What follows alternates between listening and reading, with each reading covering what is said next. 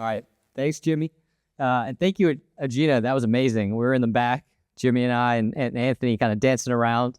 But we could hear your energy out here. And just so folks get a chance to kind of settle in, I want to start with a question to get a pulse of the room. And so if the answer to this question is yes, just raise your hand and kind of like shake it around because I want to put some energy into it. So the question is, do you feel like our policies, whether it's, say, housing or healthcare or something else, do you feel like those policies are disconnected from your lived experience?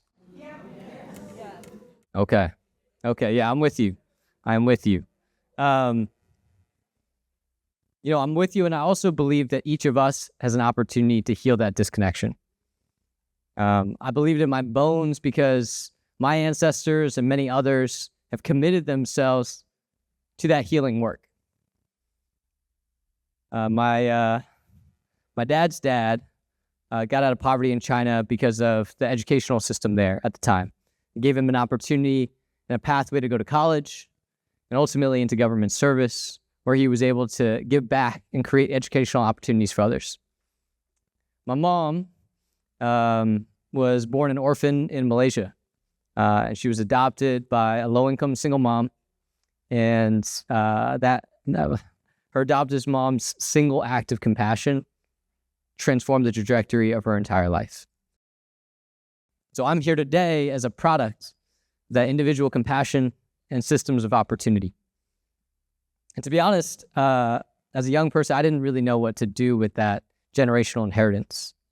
I fell into consulting. I was doing some work with businesses and philanthropists, and then went into local government in Chicago, working for the mayor, doing economic development policy.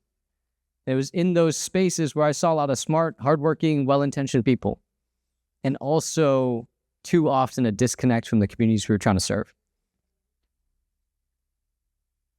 So I came here to Boston for grad school and have stayed since, really to focus on building bridges between the residents closest to the issues and the folks in our institutions who do want to drive positive change. The product of that is that in 2020, I founded GenUnity.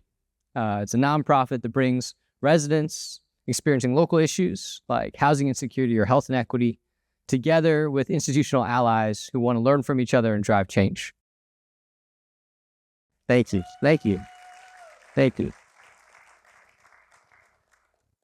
At the core, GenUnity exists to do this bridging social capital work, right?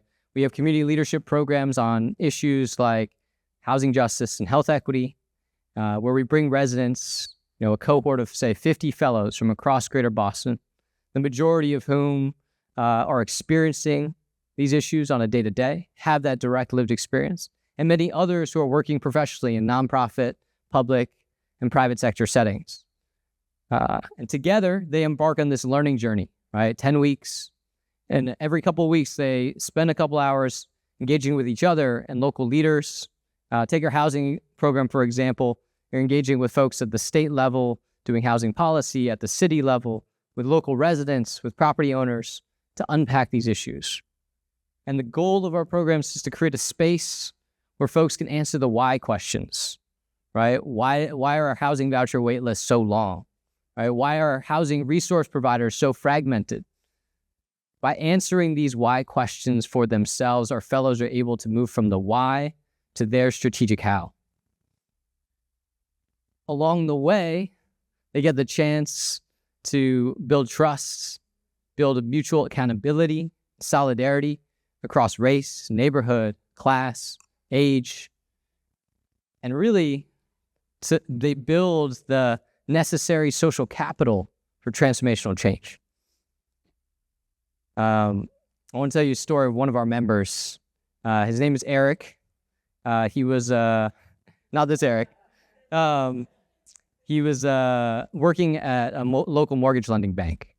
And he came to our program trying to find out, how can I drive positive change? And in the context of the conversations he had with many of the Black elders in our cohort, many from the UCB community, and local inspiring leaders. I remember he had a conversation with Liz Miranda you could just see a relational switch clicked for him, right? And he was like, I'm committed. I got to do some of the reparative work. I need to figure out how to use my power, my positionality to drive change. 2 years later, he created a first-time homebuyer program through working with many of the partners he met in our program, including at the Boston Housing Authority, that supports people on public assistance to buy their first home. He told me a story. Thanks. He told me a story the other day of one of his colleagues who had recently helped an elderly Black man on Social Security and disability buy his first home just this out of Boston. And it was the most rewarding thing, most rewarding thing that he had ever done. And he's going to commit his entire time at work, his portfolio, to focusing on supporting those types of residents.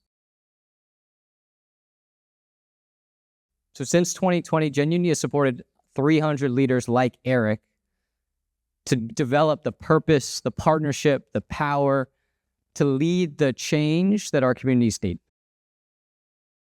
We've also started to develop new resources for folks in what we call our lifetime community, whether that's pilot grants, action planning support, coaching, and catalytic connections. And we're seeing our members just completely drive the change that we were hoping when we started this work, right? Our members have introduced new statewide legislation. They've changed policies and practices at banks, at health insurance companies. They've expanded access to safe, affordable housing and to culturally competent healthcare. And they've touched the lives of hundreds of thousands of folks across the state. And we're just getting started. In the next 3 years, we're going to grow our community to over 1,000. And we invite you to join us. The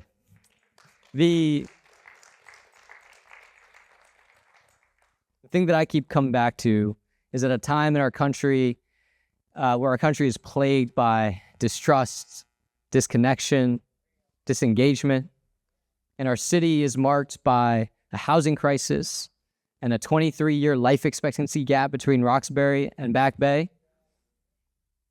We can be the change. We can change the culture of how decisions are made, where residents closest to the issues are seen as experts, centered, empowered as co-creators alongside institutional leaders to shape better policies, and where those relationships are not just transactional to define better policies, but they are pillars, long-standing pillars of solidarity between our communities and our institutions. We can build a Boston that is truly a beacon of hope for communities across the country and show folks a model for how we build a community by everyone, for everyone.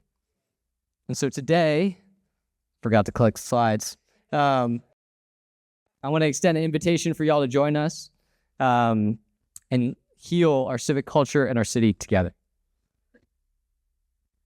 One last thing, special for UC folks. For folks who want to sign up for our programs, we have them launching in the spring. Those UC members who complete the program will receive, I believe it is 5,000 points over the course of the program. And I'll note one more thing, which is whether you're a UC member or not, in our programs, we have stipends for folks up to $30 an hour over the course of the program. So if you've got any questions, we've got flyers downstairs at the table and you can find me after. But I appreciate y'all, and I'm passing it back to James.